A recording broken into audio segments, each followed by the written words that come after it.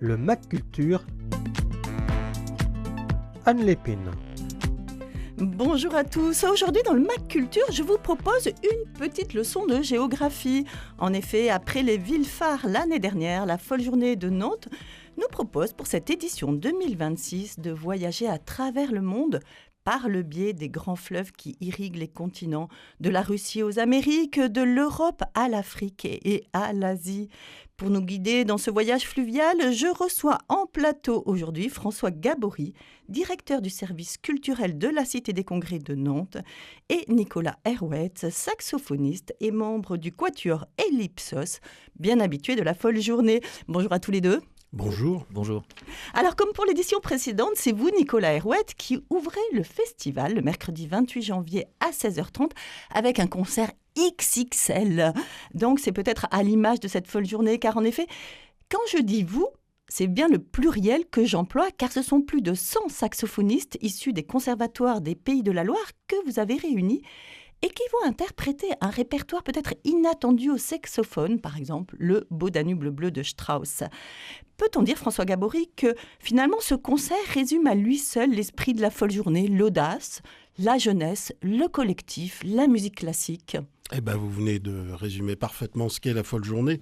Cette idée, elle est née l'année dernière du Conservatoire de Nantes avec Nicolas Herouet et puis René Martin qui souhaitait avoir quelque chose de puissant pour ouvrir la folle journée de Nantes. Puissant sous plein d'aspects, exactement comme vous l'avez précisé, Anne, sur la question du collectif, puisque la folle journée, c'est un collectif et c'est avant tout la parole aux musiciens. Et quand on a ce type d'initiative, de poser avec 150 saxophonistes, enfin je ne sais plus exactement le nombre cette année, mais ça donne une puissance dans tous les cas d'ouverture. Je rappelle également aussi que ce concert, il est gratuit, c'est-à-dire qu'on ouvre la folle journée avec vraiment cette démarche d'ouverture et d'aller vers quelque chose qui va remplir dans tous les cas les oreilles de tout le monde, quoi. Oui, je dis gratuit, mais sur réservation quand même. Hein. Ne vous pointez pas comme ça la bouche en cœur, vous risquez d'être déçus. Bien évidemment. Alors on associe facilement le saxophone et le jazz, peut-être moins spontanément saxophone et musique classique. Pourtant, cette année encore, Nicolas Herouet, vous allez interpréter par exemple des pièces de Wagner, Strauss, Lamiro.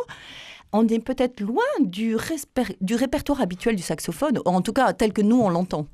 Exactement, et avec le Quatuor Ellipsos, on promeut la musique classique à travers notre instrument, qui a été inventé par Adolphe Sax. Et le génie d'Adolphe Sax, c'est d'avoir inventé une vraie famille d'instruments. Et à l'origine, il a été inventé pour la musique militaire et la musique classique, la musique d'orchestre, et des œuvres comme le Boléro de Ravel, Roméo et Juliette de Prokofiev. Il y a du saxophone dedans. Et donc la musique classique, c'est vraiment aussi emparé du saxophone, mais c'est moins connu. Mais ça date de quand, cette invention de sax ? Alors, le saxophone date de 1842. Ah d'accord, plus ancien que je ne pensais, d'accord.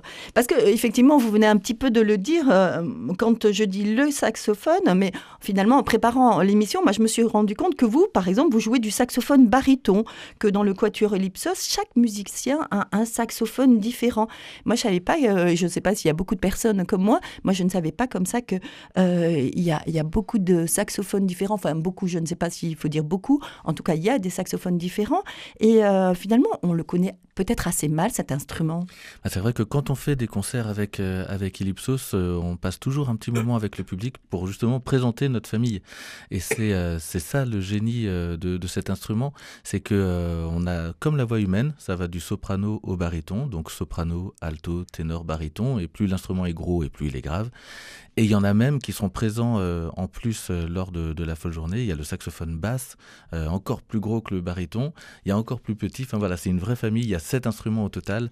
Et du coup, oui, ça fait qu'on peut former un vrai orchestre. Et justement, par exemple, dans ce concert d'ouverture, quand vous avez plus de 100 saxophones, vous jouez comment ? Vous jouez par pupitre ? Comment ça s'organise sur la scène ? Eh bien, c'est comme un vrai orchestre, c'est-à-dire que les instruments aigus vont remplacer par exemple les violons, les instruments graves vont remplacer les tubas et les contrebasses. Et donc après, quand on fait les arrangements avec Julien Ouvrard et moi-même, on dispatche, on répartit les voix comme pour un vrai orchestre symphonique. Et du coup, c'est pour ça qu'on est autonome, on peut créer un vrai orchestre avec que des saxophones. Parce que vous dites arrangement, effectivement, il y a peut-être assez peu, en tout cas en classique, de pièces écrites précisément pour le saxophone. Donc c'est vous qui faites les arrangements derrière. Alors, pour le quatuor de saxophone, il y a un répertoire vraiment riche, méconnu mais très riche. Après, pour 140 saxophonistes, le répertoire n'existe pas encore. Et donc on essaye de le créer justement avec le génial Julien Ouvrard, qui est un jeune Nantais musicien, batteur, arrangeur, pianiste, flûtiste. Et donc on lui a confié la tâche de s'emparer d'œuvres de musique classique comme les Valkyries de Wagner, et de l'actualiser avec des influences de musique actuelle justement. On imagine, si vous avez trouvé 100 saxophonistes sur la région, dans les différents conservatoires, c'est que c'est un instrument qui attire. Vous-même, de votre côté, qu'est-ce qui vous a donné envie finalement de vous tourner vers le saxophone ? Alors au départ, comme beaucoup d'enfants, je voulais faire du piano.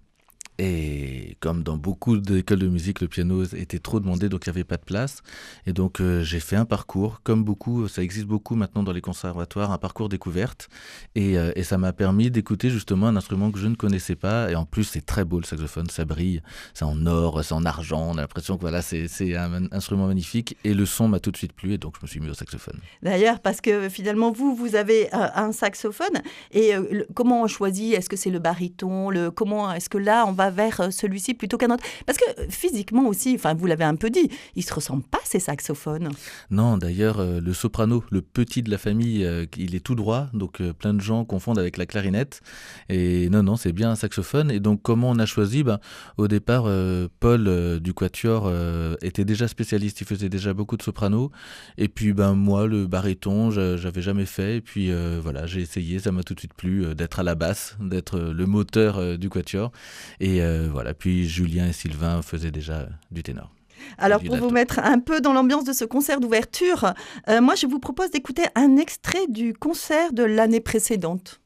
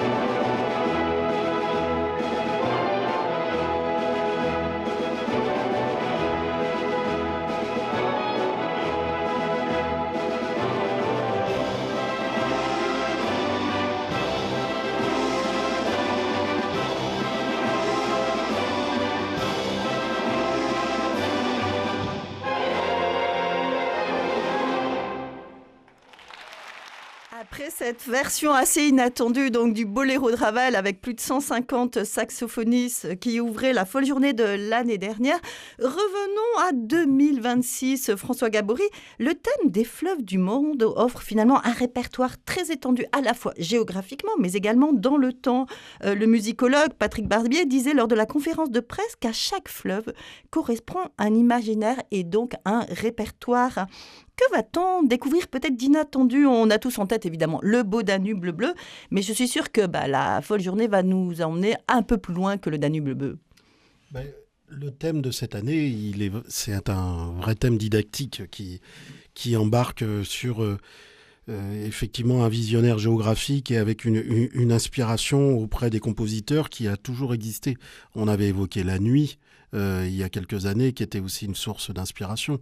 L'an passé, les villes phares, les capitales de la musique classique ont aussi recentré, dans tous les cas, la propre histoire des compositeurs. Cette année, on est dans une démarche assez similaire d'ailleurs à l'année passée, c'est-à-dire qu'on explore le monde. Les fleuves géographiques, ils sont présents partout dans le monde. Donc on a le Nil en Afrique, il y a la Tamise, le Mississippi.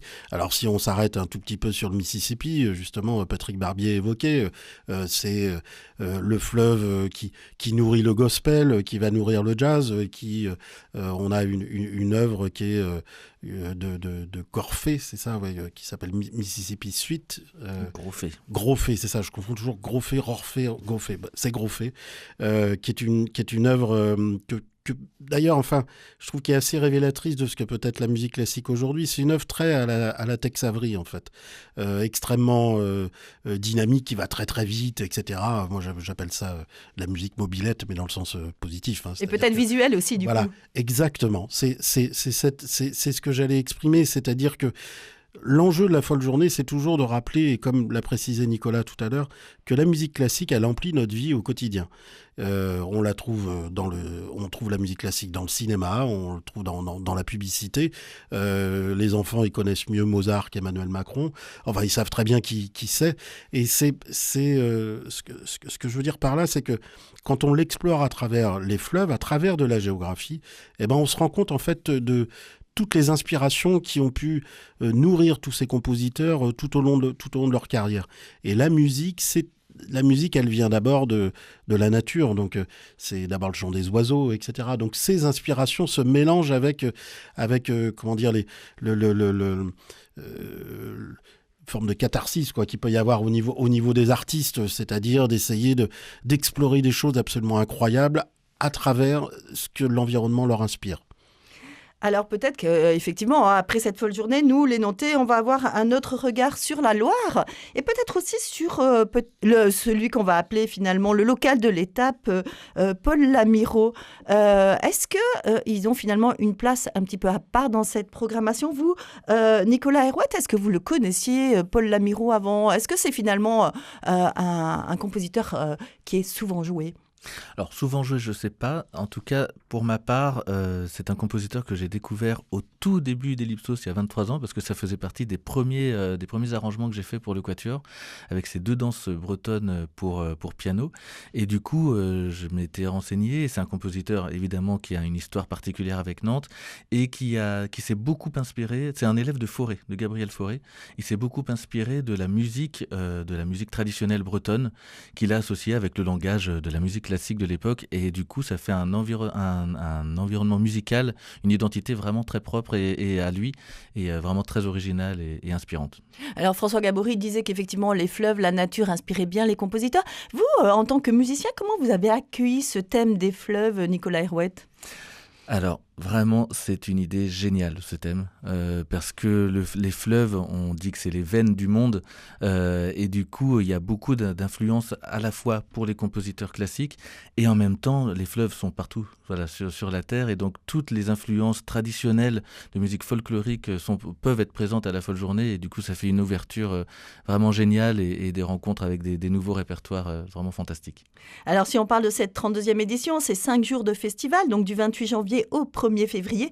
300 concerts, 2000 artistes, 140 000 places. On voit vraiment le côté impressionnant de ces chiffres, mais cela veut dire aussi qu'il y a donc de la place pour tout le monde, et ça, on le répète. Des concerts pour tous les goûts et tous les âges.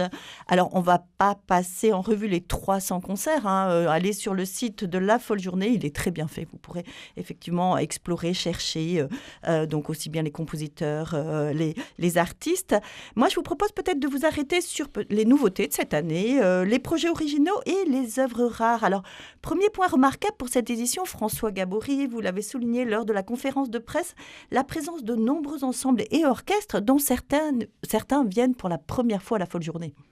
Oui, on a des nouveaux ensembles. Alors, on a des ensembles habituels, comme le Symphonia Varsovia, comme la Symphonie de Poche. Enfin, là, c'est des choses qui me viennent à l'esprit. Et puis, on a quelques nouveaux ensembles, entre autres l'orchestre de Ralovec, qui vient de République tchèque. Voilà, on a l'American Spiritual Ensemble qui revient et qui va explorer tout, qui était déjà venu il y a quelques années. Alors, je vais me perdre dans les dates, mais l'American Spiritual Ensemble, c'est ce qui va représenter toute la partie gospel et justement inspiration du Mississippi. On a dans un grand ensemble qui est aussi très original, qui n'a rien à voir avec, d'ailleurs à proprement dit, avec la musique classique telle qu'on peut l'entendre, mais on a le mystère des voix bulgares qui vient cette année. Et le mystère des voix bulgares, c'est dans ce qu'évoquait tout à l'heure Nicolas, entre les inspirations folkloriques, la musique, dans tous les cas, du quotidien qui a construit l'histoire des pays, eh bien, c'est cette narration-là que va porter le mystère des voix bulgares, qui a été une formation qui a été extrêmement reconnue à la fin des années 80-90, qui a tourné sur énormément de festivals et qui revient là. Donc c'est 28 femmes qui chantent accompagnées d'un trio à cordes et qui chantent essentiellement du répertoire bulgare, et c'est d'une puissance absolument extraordinaire. C'est un des points, un des pas de côté, on va dire, de La Folle Journée. Il y a toujours eu, René Martin a toujours porté une idée que La Folle Journée, elle devait être ouverte à toutes et à toutes les musiques, dans tous les cas, autour justement d'un thème collectif. Et donc ce sont ces aspirations-là. Et entre autres, le mystère des voix bulgares est un parfait exemple. Alors, comme projet originaux, j'ai aussi retenu, parmi tant d'autres, le travail conjoint de l'ensemble Jacques Moderne et de l'audio-naturaliste Boris Jolivet. Alors là, il propose un portrait musical de la Loire, mais avec une approche tout à fait originale, François Gabory. L'ensemble Jacques Moderne, c'est un ensemble qui a plus de 30 ans, qui existe, qui est né à Tours, et qui a toujours exploré la musique de la Renaissance, qui s'est toujours inspiré de la Loire et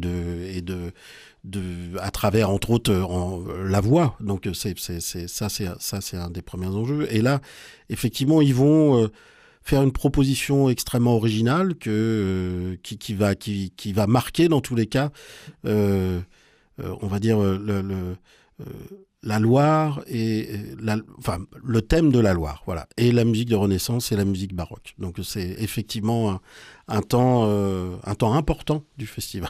Oui, parce qu'il faut dire que donc le naturaliste Boris Jolivet, lui, il fait une captation des sons naturels, quoi. Et en fait, comment va se faire le lien avec l'orchestre ? C'est essentiellement des voix qu'il va y avoir en face, donc c'est une espèce de, comment dire, de dialogue. De dialogue, voilà, exactement, entre justement ce qu'est la nature et puis ce que l'inspiration, en tout cas musicale, de cette musique de Renaissance peut porter à travers le son des oiseaux. On l'évoquait tout à l'heure, la première musique qui existe, les premiers chants, ce sont les oiseaux. Dans les œuvres jamais jouées en France, cette année notamment, il va y avoir la pianiste Vanessa Wagner qui va donner une création, une première création française, la sonate pour piano du compositeur américain Philip Glass.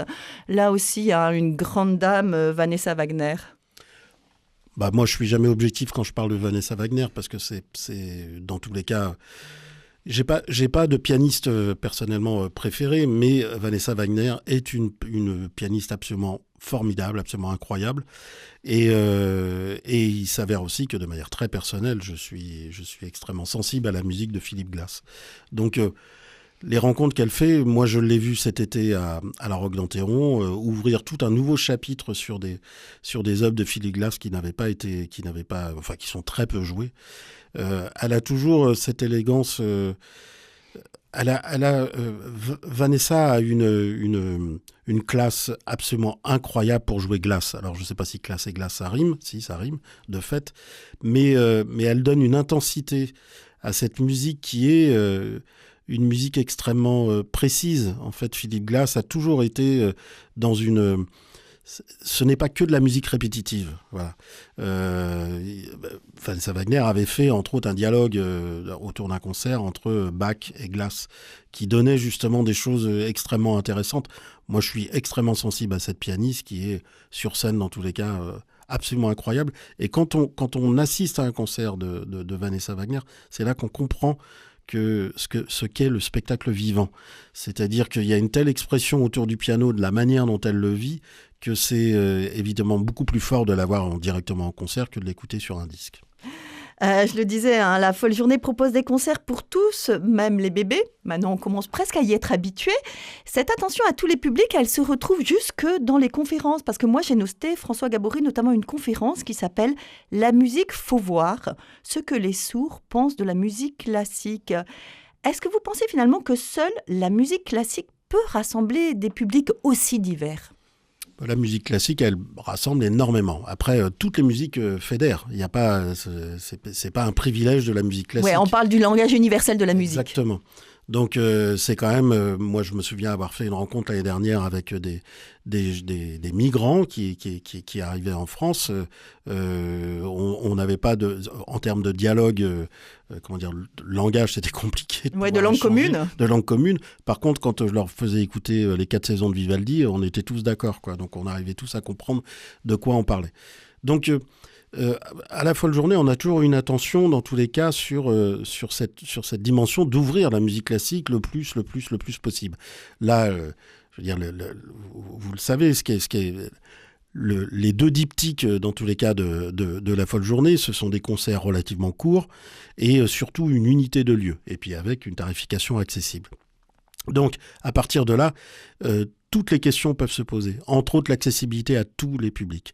Donc on a une initiative qu'on porte depuis plusieurs années, entre autres à travers la mise en place de gilets vibrants pour les personnes sourdes et malentendantes, mais on a aussi pour les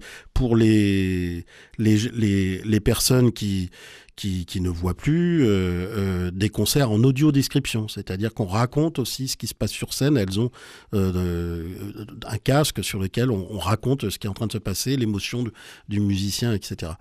Donc, dans tous les cas, ce qui est certain, c'est que sur la Folle Journée, et je pense que c'est le privilège de la Folle Journée, mais c'est pas unique, c'est qu'au cœur de 300 concerts, on peut se poser toutes ces questions-là et essayer d'ouvrir au maximum. Alors l'ouverture au nouveau public, moi je me disais, Nicolas Herouet, justement le saxophone, est-ce que vous pensez qu'il peut faire venir à la musique classique un nouveau public ? C'est peut-être moins impressionnant finalement qu'un violon ou une contrebasse. Alors, ça me permet aussi de rebondir justement votre question avec ce que disait François. Je pense que la musique classique, la force de la musique classique, c'est que derrière, il y a des instruments acoustiques. Et à l'heure justement où, avec la musique actuelle, où il y a plein de machines, de plus en plus, les machines sont présentes, l'IA fait son apparition aussi dans la musique. Nous, avec la musique classique, on a toujours des instruments acoustiques. Et c'est ça qui fait notre force aussi, c'est que on fait des concerts devant des publics très variés. Et quand il y a un vrai instrument devant le public, tout de suite ça crée une force, une accessibilité et une magie qui s'opère avec le public. Oui, là on est vraiment dans le spectacle vivant. Hein. Voilà, vraiment, et ça faut vraiment le défendre. Par rapport au saxophone, l'intérêt de cet instrument, au-delà que ça soit une grande famille, c'est qu'il est présent, mais vraiment présent. Il est d'abord connu dans le jazz, la musique pop, la musique, dans toutes les autres musiques, avant la musique classique. Et donc c'est un moyen pour nous, justement, de faire venir ce public-là, issu de tous les autres univers musicaux, vers la musique classique. Et ça, c'est vraiment intéressant pour nous. Alors pendant 5 jours, Nantes va vivre au son de la musique et cette année, évidemment, le thème oblige. La folle journée investit le Navibus qui est programmé sur le Navibus, parce qu'on avait l'habitude dans le tram, mais là, le Navibus, ça va être un peu plus tangant, on va dire. Alors en fait, ce sera dans la continuité du tram, puisqu'on a quand même des formations qui vont aller sur la ligne 1 et la ligne 2 le mercredi de la folle journée, et c'est le quatuor Azalaïs, qui est un quatuor de clarinette qui est issu du conservatoire, qui va aller sur le Navibus. Alors le Navibus, on ne va pas y passer toute la journée, pour peu qu'en plus ce jour-là, la Loire se déchaîne, soit un peu agitée. C'est effectivement, vous l'avez parfaitement précisé Anne, c'est avant tout un clin d'œil, et puis en fonction de la météo, on y restera peut-être un peu plus ou un peu moins. D'accord. La billetterie est ouverte depuis le 13 décembre dernier. Vous en êtes où dans le remplissage des concerts? Parce que c'est toujours la question, la billetterie. Alors, il reste des places, il reste encore beaucoup de places. Il y a évidemment aussi beaucoup de concerts qui sont complets. Mais moi, j'invite le public à bien observer, à bien être vigilant, parce que parfois, on libère des places. Enfin, il y a des gens qui achètent des places et puis qui les libèrent à la suite. On a des invités qui ne viennent plus. Enfin bref, on a tout un système. Et puis, il reste encore beaucoup de places. Tous les ans, on pense que la folle journée, tout est complet. Ça n'a jamais été le cas. De toute son histoire, la folle journée n'a jamais été complète. Et jusqu'au dernier moment, vous pouvez prendre un billet. Et puis surtout, vous pouvez prendre presque n'importe quel billet pour venir vous mêler, dans tous les cas, à l'ivresse de la folle journée. Et cette immense agora où on voit des musiciens qui courent partout entre deux salles et des spectateurs qui n'ont que leurs yeux et leurs oreilles pour pouvoir observer tout ça. Justement, vous me faites une belle transition parce qu'on parle beaucoup du public, mais la folle journée, c'est également les artistes, l'occasion pour eux de se retrouver. Vous vivez comment ce moment-là, Nicolas Herouette ? Cette effervescence incroyable, c'est vraiment une expérience pour les artistes super. Il y a des lieux de rencontre à la folle journée, notamment le fameux restaurant, là où tous les artistes se rencontrent. Et voilà, donc ça crée des liens. Et puis au niveau artistique, l'intérêt aussi pour nous, c'est de pouvoir aller écouter plein de concerts et des rencontres avec des artistes. Et nous, pour le petit scoop, pour notre prochain disque, on a découvert il y a quelques années un groupe qu'on adore, les Itinérantes. Et donc elles vont participer à notre prochain disque, justement, grâce à la folle journée. On a pu les écouter, on a pu faire un karaoké à la folle journée du Japon. Et elles sont vraiment géniales. Et du coup, on va jouer ensemble, c'était notre rêve. Bon, voilà, donc des beaux liens qui se nouent. Est-ce que, alors là, François Gabory, est-ce que l'année prochaine, vous allez nous donner à nouveau un cours de géographie ? Non, ce ne sera pas un cours de géographie. Ah, bon, je sais qu'on n'en sera pas plus, généralement, c'est de tradition. On dévoile toujours, évidemment, le thème de l'année. La fin de la folle journée. Ouais, au dernier du moment concert. Bon, allez, le Mac Culture s'achève. Vous pouvez retrouver le programme complet des concerts, les animations dans la grande halle, les conférences, les détails pratiques et bien sûr la billetterie sur le site de la Folle Journée, follejournée.fr. Alors, je précise bien, Folle Journée au singulier parce que finalement, c'est la Folle Journée qui dure 5 jours. Voilà. Mais également, achetez vos billets, on l'a dit, aux espaces culturels Leclerc, Atlantis et Paris 10 et au guichet de la Cité des Congrès durant le festival. Donc, il y a toujours un certain nombre de billets, comme le disait François Gabory, qui sont soit revendus, soit encore libérés. Merci beaucoup François Gabory pour cet éclairage sur cette 32e édition de la Folle Journée qui se tient à la Cité des Congrès dont vous êtes le directeur du service culturel. Merci également Nicolas Herouette de nous avoir éclairé sur votre instrument, alors le saxophone. On a hâte de vous entendre à la fois à la direction de Saxophasie le 28 janvier avec le quatuor Ellipsos le 31 janvier dans le cadre de la Folle Journée et également je crois que vous allez jouer avec un orchestre. Oui, on joue, c'est la nouvelle création du quatuor le jeudi 29 janvier à 13h15, c'est le concert numéro 60 et le vendredi 30 à 13h c'est le concert 117, on joue avec le Chamber Big Band avec batterie, piano, chant, etc. Plus jazz, un répertoire qu'on associe plus facilement au saxophone. Et puis je vous répète donc chers auditeurs que comme chaque année Radio Fidélité sera présent en direct de la Folle Journée pour vous faire vivre et partager ce grand rendez-vous musical. Merci et à très bientôt et belle semaine à tous les auditeurs.